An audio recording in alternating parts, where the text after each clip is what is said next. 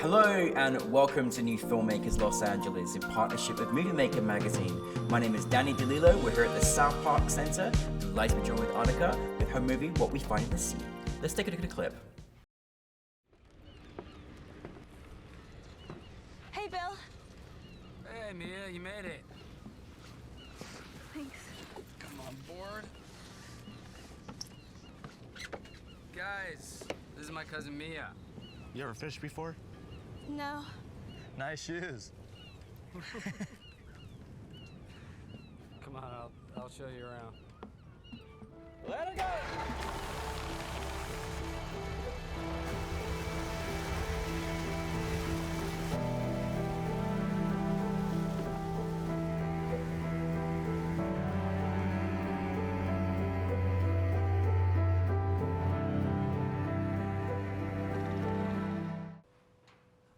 Thank you so much for being here. Really appreciate you, and what a great, incredible film that you made. I've got so many questions. Thank you. But for those that haven't seen your film, tell us a brief synopsis. Yeah, so What We Find in the Sea, which I co-directed with Sasha Faust, who couldn't be here today, is a short film coming-of-age story that takes place on a salmon fishing boat in Alaska about a young half-Asian woman who goes up to Alaska to fish on her cousin's boat. And we shot it actually on board an active purse seiner in the middle of their season in 2019.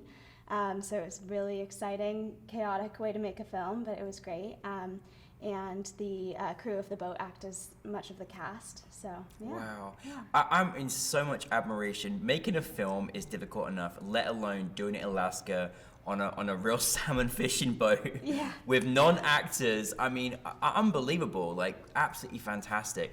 Now, it's a very particular story. Where did the inspiration come for you in making this particular film? Yeah, so my best friend growing up, Emma Franklin, she went fishing after her senior year of high school. And she would call me, I would be back in Seattle, and she would call me and tell me all of these stories over staticky cell phone reception about all of these adventures that she was having. And I think, you know, the film isn't exactly based on her story, but it's inspired by it.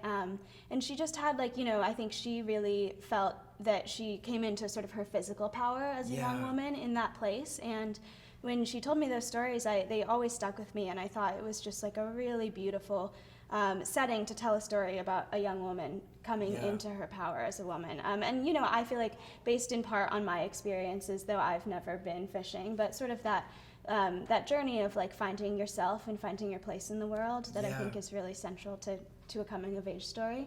And then we interviewed a lot of other women who had fished in Alaska as we were writing the script. And so it's sort of an amalgamation of a lot of different people's actual experiences there. But Emma was the origin of it all. And then she actually helped us produce the film, which was really great. And we shot it on the film, or on the fishing boat that she grew up fishing on. That's so amazing. And she's actually now the captain of that boat. What? So yeah, it's amazing. That's so cool. She's a rock star. Oh my goodness, I love it. And I just want to say you did a fantastic job, by the way. Thank you. I mean, you really led the story so well. It was so nice to see your film on the big screen, not only to get, you know, your wonderful reactions, but, you know, also the landscape in which you filmed this as well. You have a really interesting story about how, like, you got, because the footage was incredible. Like, they should be, like, giving you tourism money for, you know, telling people to kind of come. How was that, like, assembling a film on a fishing boat, you know, capturing this footage? Like, how was that experience for you? Was there kind of any challenges with that, or like, how was it? Yeah, so we were fishing on the boat during their season, so we obviously didn't want to disrupt the actual fishing that was going on. So it was like a puzzle, kind of fitting our filmmaking around their fishing sets. But yeah, it was a wild experience. We would get woken up. We were sleeping on the floor in the wheelhouse, and we would get woken up at 4 a.m. when the captain came in and said he needed to turn the boat on. And then we would just be filming all day while they were fishing, and we essentially would fit filming our narrative scenes in the like 15-minute windows between their fishing sets. And so it was like, you know, really run and gun, and then all of the scenes of fishing we would film more documentary style while they were fishing and actually catching fish, which I think like was really important to us to capture like the grittiness and the realness of that world. And I don't think we could have made it any other way, but it was definitely then in the edit, this puzzle of fitting together the scenes that we had scripted and that we had shot as narrative scenes with this hours and hours of essentially documentary footage of actual fishing. And we were really lucky. There was a young woman on board named Sarah who was an amazing woman, and she was exactly my height, brown hair, and so we gave her like a matching baseball hat and matching gloves, and she was my body double in a lot of the fishing scenes. Nice. Yeah, that's, so that that's was really handy. That's lucky. good. Yeah, totally. Yeah, fantastic. Yeah. Well, I mean, I love that you made this film from the perspective of your character. We don't see many films, you know, sort of coming of age, you know, from a young girl, and then this kind of very male-dominated boats, you know, for experience. But it was so nice to see, like you said, the evolution of her, you know, growing into a woman, and that kind of perseverance you have with yourself, you know.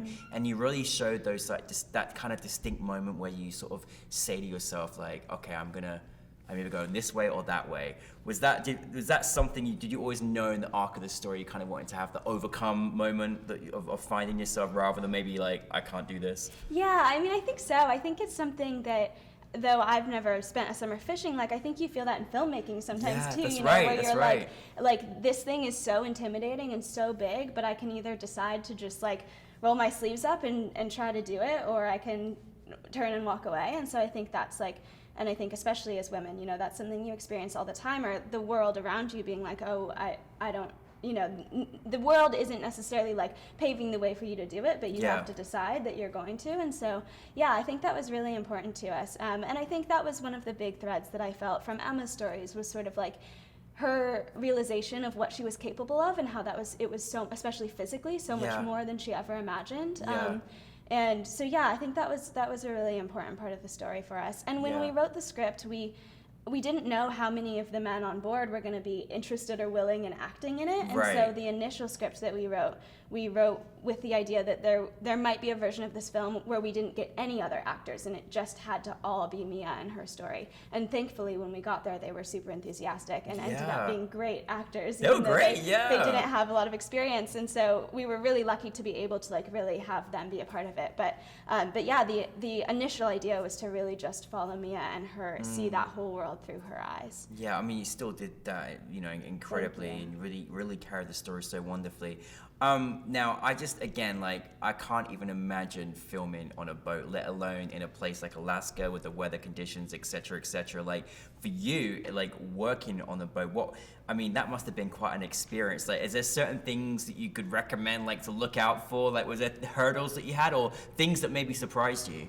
I think the big thing for us was just being ready to be adaptable. Like the day before we flew out to Alaska, we found out that the boat was in a different city than we had expected to meet them in. So we had to rebook all of our tickets, and like there were different reservations. It was just like all of these like sort of moving pieces, but I think we had a really great team, and we were all just like problem solving on our feet. And a story that I love to tell that I think like really exemplifies it is the last shot of the film, which is this drone shot pulling away from the boat. And it was like one of the things that we really wanted to capture, because we felt like it sort of shows Mia as like finding her place in this huge ocean and in the world. And but we had to, like, there were so many factors that had to line up for us to be able to get it. We had to have the boat turned off so that I wouldn't get sucked into the engine when I jumped in. Kind of important, yeah. Yeah, totally. Yeah, we didn't want that to happen. No, exactly. And we had to have like clear enough weather for the drone to fly. So it was raining and windy the whole time we were out on this boat, and we were trying to figure out how do we rewrite the last scene in a way that we will actually be able to shoot it. And then there was just this like serendipitous moment on our last day on the boat where the skies cleared. The boat had like a 15-minute waiting window before they could fish, and they turned the engine off, and we were like, okay, we have 2 takes, and I jumped in the water, and we got it. And it was like a really big exercise in just trusting each other, and like this plan that we had made, or the millions of contingency plans that we had made, and like sort of just like, okay, it's go time, we believe in each other, we're just gonna get what we can get. And it kind of felt like magic, honestly. It was just such a magical moment. You really captured it so well, and I think for anyone that's want to fight for their dreams, overcoming things, you really kind of showed that. And I was curious, what did you want your audience to take from the film? I think I mean, I think our target audience is young women, and sort of the we want them to believe in themselves and their capabilities, and I think there's a big parallel for Sasha and I as young directors in sort of like through this process, us realizing what we're capable of. Like if you had told us before we went out and shot this that we were going to be able to make the film we made on a fishing boat, like, you know, in all of the chaos that was, we would have been shocked. And I think like we, as we were making the film, we learned so much about ourselves. And I think like one of the big lessons that we learned was sort of like not waiting for everything to be perfect. Like there was never going to be a situation in which we had total control over that environment, or in which we were going to feel totally ready. And we just decided to like leap into it. And I love that. Yeah, and I think like, you know, that's sort of what Mia's doing, is just like leaping into this world that's so unknown to her.